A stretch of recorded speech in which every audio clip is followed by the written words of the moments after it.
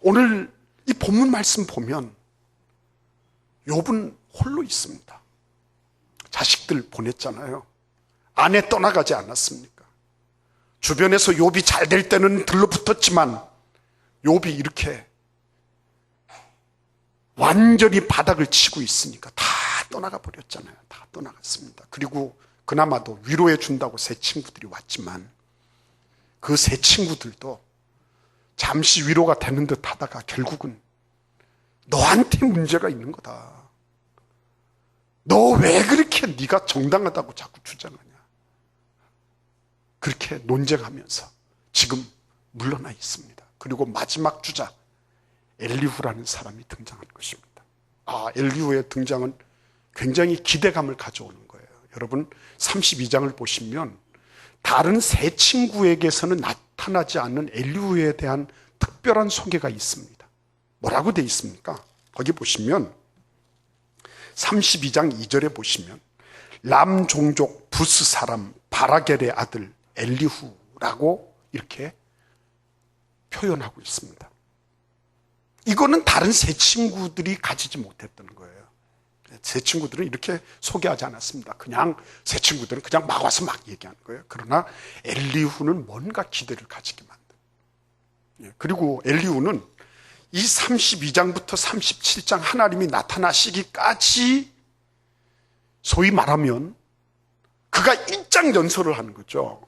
중간에 욥이 끼어들 여지가 없는 것입니다. 그래서 일부 주경학자들은 굉장히 엘리후를 기분 나쁘게 생각하는 사람입니다. 건방지고 교만하다는 거죠. 근데 그럴만한 것입니다. 그럴만해요. 왜냐하면 여러분 보십시오. 엘리후가 어떤 사람입니까? 그 3절에 보시면 한번 같이 읽어보시겠습니까? 내 마음의 정직함이 곧 내 말이며 내 입술이 아는 바가 진실을 말하느니라. 여러분 보십시오. 내 마음 속에 뭐가 있어요? 정직함이 있어요. 그게 말로 표현되는 것입니다. 그리고 내 말, 내 입술의 말, 내 언어는 바로 뭐예요? 나의 진실됨을 표명하는 거예요. 안과 밖이 표리 부동한 것입니다. 표리가 일치된 것입니다. 안과 밖이 다 같은 거예요. 이거를 불교 용어로는 진아라 그럽니다. 진아. 안에 숨겨져 있는 나, 표현되는 내가 서로 다른 것이 아니라 안에 있는 나와 바깥에 있는 나가 서로 같은 거예요. 이걸 찾는 것이 진짜 중요한 문제더라고요. 근데 엘리후는 이걸 벌써 찾았어요. 나는 그런 존재라는 거예요. 나는 안으로 보나 밖으로 보나 다 나는 일치된 존재다. 나는 자아가 통합된 사람이다 라고 말하고 있는 것입니다. 어떤 제주도의 차관급 무슨 검사장이라고 하는 사람처럼 안팎이 부동한 것이 아니라 이 사람은 딱 일치되어 있는 것입니다. 대단하지 않습니까, 여러분? 진아를 찾았다는데 누가 뭐라 그러겠어요? 그렇죠? 진아를 찾았다는데 대단한 것입니다. 근데 이 대단한 엘리후의 등장도 결국은 욥에게 있어서는 별로 그렇게 의미가 있지 못했습니다. 왜요? 왜 그렇습니까? 그 사람 온전해요. 그 사람 완벽해요. 멋진 남편이요. 멋진 아버지고 다 그래요. 근데 뭐가 문제죠? 사실은 자기 친구 하나 위로하지 못하는 것입니다. 무섭지 않습니까? 4절도 뭐라 그랬죠? 하나님의 영이 나를 지으셨고 그랬어요. 자기의 출발이 어디에 있다고요? 하나님의 영으로 됐다. 그렇죠? 그리고 하나님의 전능자의 기운이 나를 살리시느니라. 다른 표현이지만 사실은 같은 거예요. 하나님이 나를 지으시고 나를 주재하시고 있다는 거예요. 나를 유지 보존하고 계시다는 거예요. 나는 하나님의 영이 아니면 나는 아무것도 아니라는 신본주의자입니다. 위대한 믿음의 소유자예요. 그런 신앙 고백을 할 수 있었습니다. 근데 이런 신앙 고백을 가지고 있는 엘리후가 등장했는데도 욥은 이해받을 수가 없었습니다. 그게 문제예요. 신앙 좋다고 하는 분들이 사실은 상처 더 많이 냈잖아요. 그렇죠? 왜냐하면 자기는 이 정도 수준이니까. 다른 사람 다 밑바닥이니까요. 다 쳐버리는 거죠. 바리새인들과 율법사들을 향해서 예수님이 그러셨잖아요. 너희들이 다 땅끝까지 가서라도 다 전도하는데, 전도 한 사람 해놓으면 7명을 마귀 자식을 만든다. 그러셨잖아요, 예수께서. 그렇죠? 자기는 완벽한 것입니다. 근데 그렇게 하지 못하는 사람 보면 이거는 문제예요. 정죄하고 다 칼을 날려서 다 잘라버리고 다 베버리는 거죠. 믿음 좋다고 신본주의자라고 이렇게 하지만 욥이라는 친구 하나를 이해될 수가 없었습니다. 5절에서 7절 보면 더 나갔죠. 뭐라 그랬습니까? 그대가 할 수 있거든 일어서서 내게 대답하고 내 앞에 진술해라. 기회 주겠다는 것입니다. 나와 그대가 하나님 앞에서 동일하니 나도 흙으로 지으심을 입었은즉 내 위엄으로는 그대를 두렵게 하지 못하고 내 손으로는 그대를 누르지 못하느니라. 이 얘기가 뭐죠? 나나 당신이나 다 똑같이 흙으로 지어졌다. 그러니까 어때요? 다 동등한 위치입니다. 동등한 위치. 평등한 사람이라는 거예요. 그럼 평등 사상이 누구에게 있어요? 엘리후에게 있는 겁니다. 그러니까 요즘에도 이런 사람 만나기 쉽지 않거든요. 그렇죠? 옛날에 모 대통령이 우리 계급장 떼고 얘기합시다. 이렇게 얘기한 것처럼 엘리후도 우리 한번 다 떼고 있는 그대로 얘기해보자. 이렇게 욥에게 말할 정도였습니다. 근데 여러분, 평등하다고 해서 이해됩니까? 똑같은 자리에 있다고 해서 너하고 나가 이해가 돼요? 부부가 같이 있으면 다 이해가 돼버립니까? 자동으로? 그렇게 됩니까? 차 같이 타고 가면 같이 이해가 돼버립니까? 자동으로? 아니잖아요. 그것은 이해되기 위한 전제적인, 어떻게 보면 환경을 조성하는 거죠. 아무리 남편과 아내가 오래 살아도요, 깊은 속내가 함께 공유되지 않으면 이해할 수 없는 것입니다. 절대 그렇습니다. 같이 살고 있어도 남남일 수가 있는 거예요. 적일 수가 있는 것입니다. 그러니까 지금 어떻게 보면 우리가 생각하는 진아를 발견하고, 그리고 하나님 중심의 위대한 신앙을 가졌고, 그렇다고 해서 다른 사람을 무시하고 이런 것도 아니라 아주 평등하게 대하자고 하는 이 사람이 등장했음에도 불구하고 욥의 삶에는, 욥의 처지에는 이해받지 못하고, 그거를 원한 것은 아니지만 그래도 일말의 기대를 가지고 있었는데, 그런 일말의 기대조차도 다 물거품 되는 것을 우리가 보게 되는 것입니다. 어떻게 하면 좋을까요? 그래서 여러분, 우리가 이 말씀을 묵상하면서 이런 질문을 던지게 되는 것입니다. 도대체 하나님은 왜 엘리후를 이렇게 등장하셔서 머리 복잡하게 만드셔? 안 그래도 욥을 보면 볼수록 자꾸만 이게 같은 말 또 한 말 또 하고 하는 것 같아서 복잡해 죽겠는데, 근데 또 왜 이렇게 하실까? 이런 생각이 드는 거예요. 우리가 오늘 3가지를 살펴보도록 하겠습니다. 맨 먼저는 이게 필요합니다.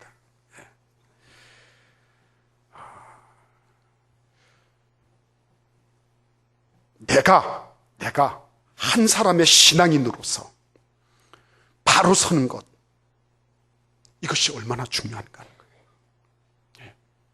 하나님이 욥에게 기대하신 것은 다른 거 아니에요. 이 사람을 논쟁을 해서 이 사람을 논리적으로 완전히 묵사발을 만들어버리는 거, 그게 하나님이 원하시는 것 아니었습니다. 욥아, 인간이라는 것은 이런 거야. 인간 이해를 하기를 원하신 거예요. 인간 이해. 인간의 본질을 볼 수 있도록 하나님이 만들고 계신 거였습니다. 그죠? 그래서 여기에서 등장하는 게 뭐죠? 단독자예요. 단독자. 덴마크의 실존주의 철학자 죄렌 키에르케고르가 이 말을 썼습니다. 단독자. 홀로 존재하는 거예요. 싱글원이. 딱 한 사람이 있는 것입니다. 예. 근데 여러분, 그 단독자가 왜 중요한 것입니까? 이 사람은 비록 많은 역량, 많은 환경, 많은 여러 가지 자극과 요소들이 있음에도 불구하고 단독자로 바로 서서 자기 길을 걷는다는 거죠. 예, 여러분 아브라함을 아시죠? 아브라함이 어떤 사람입니까? 아브라함을 보면 그 다음부터는 뭐가 열리니까 믿음이라는 것이 어떤 것인지가 열리는 거예요. 그런데 75세 된 아브라함이 하나님의 말씀을 따라갔다고 말하고 있습니다. 우리 같이 한번 볼까요? 창세기 12장을 보십시오. 4절입니다. 4절.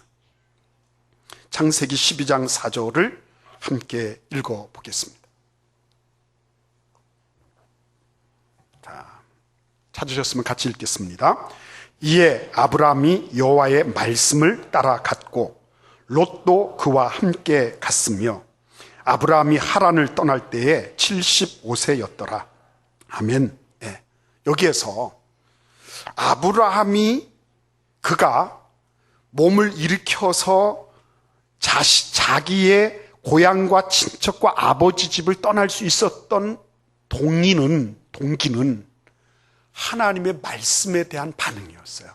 환경이 그를 떠민 것도 아니고 가족 회의를 해서 다수결로 결정한 것도 아니에요. 그는 하나님의 말씀 앞에 단독자로 서서 그 말씀에 대해서 반응해서 간 것입니다. 네. 이 단독자예요. 단독자. 네. 여러분, 그런데 그 다음 말씀, 아브라함이 여호와의 말씀을 따라갔고 롯도 그와 함께 갔으며 라고 말씀합니다. 롯도 그와 함께 갔습니다. 뭐가 문제가 되나요? 조카가 삼촌 따라갔는데 뭐가 문제가 되나요? 문제 안 되죠. 그러나 중요한 건 뭡니까? 중요한 건 뭐예요? 이 사람의 롯의 동기가 뭐예요? 하나님 앞에서의 단독자의 위치가 아니라는 거죠. 그게 문제죠. 그게 문제죠. 그는 누구로부터 영향을 받은 거예요? 삼촌으로부터 영향을 받은 거예요. 그게 잘못됐다고는 생각하지 않아요.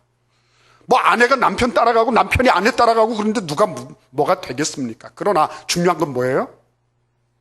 단독자로 설 수 있는 기회가 있었음에도 불구하고 그가 단독자로 서지 못했다는 것입니다. 그래서 그의 후손에서 모압과 암몬 자손과 같은 그런 이스라엘을 항상 적대하는 그런 후손들이 나오고 말았다는 것입니다. 이거 중요한 것입니다. 키에르케고르가 얘기하는 거는, 저는 뭐 키에르케고르를 잘 몰라요. 그렇지만 이 단독자와 대하는 말을 그는 보편자라고 얘기했습니다. 보편자. 일반인들이 가는 수준의 삶을 사는 거예요. 일반인들의 수준, 넓은 길 가는 사람들이죠. 단독자는 좁은 길 가는 사람입니다. 좁은 길 가는 사람, 넓은 길 가는 사람이 아니라 좁은 길 가는 사람. 남들이 이해해 주니까 가고 남들이 나를 안 알아주니까 안 가고 이런 정도가 아니고 누가 뭐라 할지라도 좁은 길을 걸어가는 거죠. 좁은 길. 하나님은 욥을 통해서 그걸 기대하고 계셨어요. 네가 다 떠나보내고 이제는 마지막으로 기대했던 엘리후마저도 너한테 이렇게 비수를 들이댈 때 그때마저도 네가 그 길을 걸어갈 수 있니?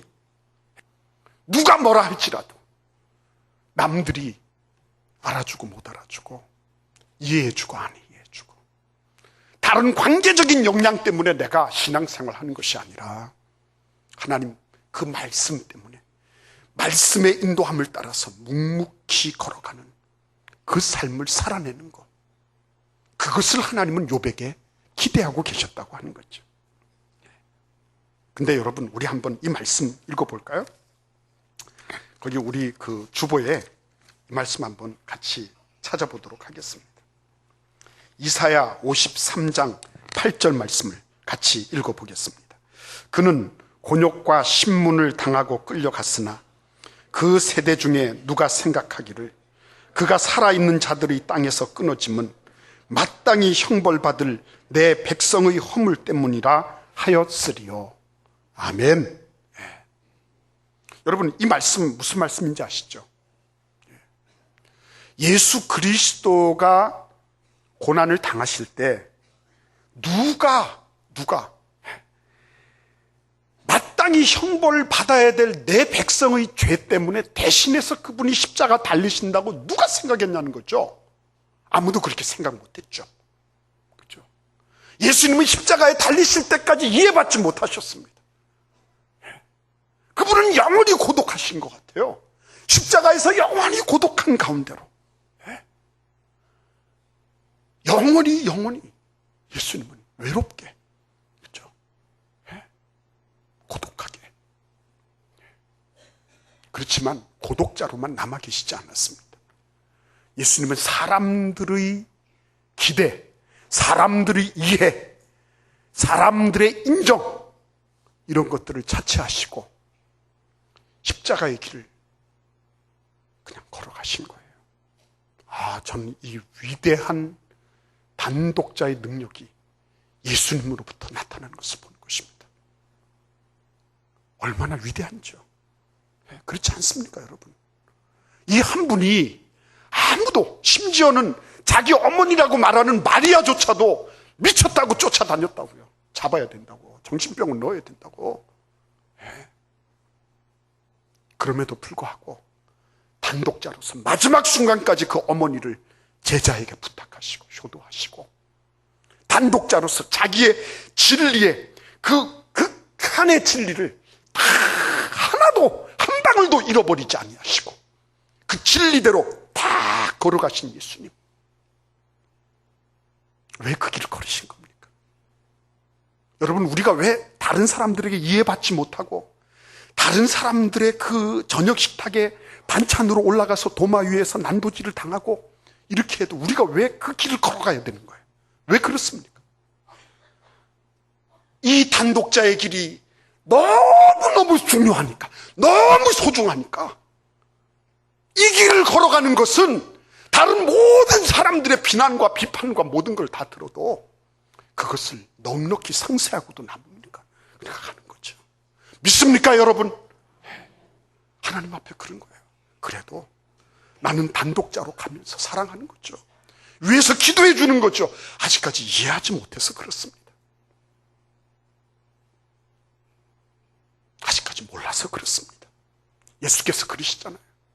저들의 죄를 용서하여 달라고요. 단독자의 삶은 그렇게 영광스러운 것입니다. 그게 찬란한 거예요. 그렇게 찬란한 것입니다.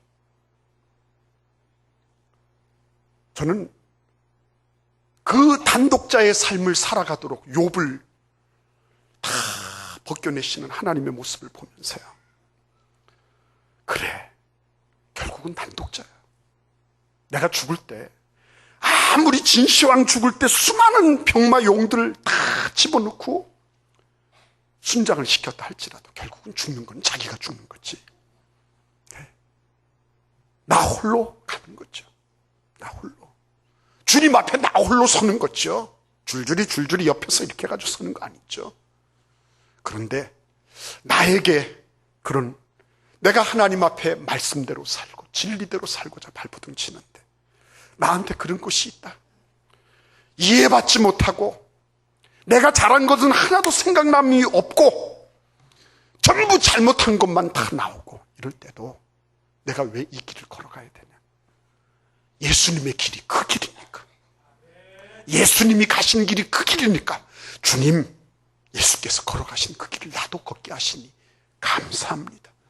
내가 단독자가 아니었을 때는 그 사람하고 엉켜서 어떻게 좀 해보겠는데 하나님, 나를 하나님 앞에 직립보행하는 단독자로 삼아주셨으니 감사합니다. 이 길을 내가 예수님과 함께 걷겠습니다. 그런 은혜와 축복이 있기를 간절히 기도하는 것입니다. 예수 따라가는 길인 것입니다. 여러분, 그런데 오늘 이 말씀을 보자고요. 결국 32장부터 37장까지 엘리후가 일장 연설을 하는 가운데서 욥은 한마디도 하지 않습니다. 다만 뭐예요? 다만 뭐만 합니까? 듣기만 합니다. 근데 듣기만 하는데 어떤 일이 발생하죠? 하나님으로부터 인정받는 것은 욥이었습니다. 그렇죠? 욥이었습니다. 단독자들은 그렇게 쉽게 자기의 정당함이나 이런 거를 그렇게 자꾸만 드러내려고 하지 않아도 때가 되면 하나님이 드러내 주시는 것입니다. 단독자는 그것 때문에 조급해하거나 남들이 알아주지 않기 때문에 그것 때문에 서운해하거나 그것 때문에 초조해서 사람을 뒤에서 사주해서 자기의 의로움을 나타내거나 이렇게 하려고 하지 않습니다. 그렇죠? 욥은 끝까지 의연하게 엘리후의 말을 다 듣고 있는 것입니다. 왜요? 때가 되면 드러나니까. 믿습니까, 여러분? 지금 힘들어도요. 그래, 때가 되면 하나님이 나의 이 모든 것들을 다 드러내 주실 거야. 네. 하나님께서 마침내는 알게 해 주실 거야 하는 그런 믿음이 필요한 것입니다. 그래서 성경을 가만히 한번 읽어보세요. 단독자들이 역사를 경영합니다. 소수잖아요. 그 단기 필마, 그죠? 그 한 사람이거든요. 근데 이 한 사람이 어때요? 전 역사를 다 이끌어가고 있는 것입니다. 마틴 루터가 보름스의 제국회의 때 그렇지 않습니까? 하나님, 내가 여기 섰습니다. 나는 달리 할 말이 없습니다. 그러니 하나님 나를 도와주십시오. 그렇잖아요. 그렇죠? 보름스에 있는 그 집에 있는 기와장보다도 마귀 새끼들이 훨씬 더 많은데요. 딱 앞에 서서 홀로 서가지고요. 딱 그렇게 합니다. 하나님께서 어떻게 해요? 그쪽 방향으로 하나님께서 역사의 물꼬를 열어주시는 거예요. 예. 여러분, 지금도 하나님은 그런 단독자를 기대하고 계세요. 세례 요한이 수많은 왕후 장상들 고문 세가에 수많은 사람들이 앞에서 다 자리를 잡고 있지만 하나님의 말씀은 빈들에 있는 단독자 세례 요한에게 떨어졌다. 이게 누가복음 3장 1, 2절 말씀이에요. 그렇죠? 이해받지 못한다고 홀로 있다고 너무 그렇게 힘들어하지 마세요. 하나님께서 말씀을 주시는 것도 단독자로 있을 때 하나님 말씀을 주시는 겁니다. 단독자로 하나님의 말씀을 받는 거예요. 그 단독자 한 사람이 결국은 역사를 쥐고 가는 것입니다. 사도 바울이 단독자로 아라비아 사막에 들어가 있을 때 그때 하나님께서 그를 아라비아 사막에서 아라비아 광야에서 예루살렘으로 오게 하시고 예루살렘으로부터 시작하여 선교의 물꼬를 여신 것처럼 오늘 이 자리에 계신 여러분과 저는 한 사람 한 사람이 다 단독자가 돼서 마틴 루터와 같고 사도 바울과 같고 세례 요한과 같은 역할을 하라고 이제 하나님께서 우리를 이 세상으로 보내시는 것입니다.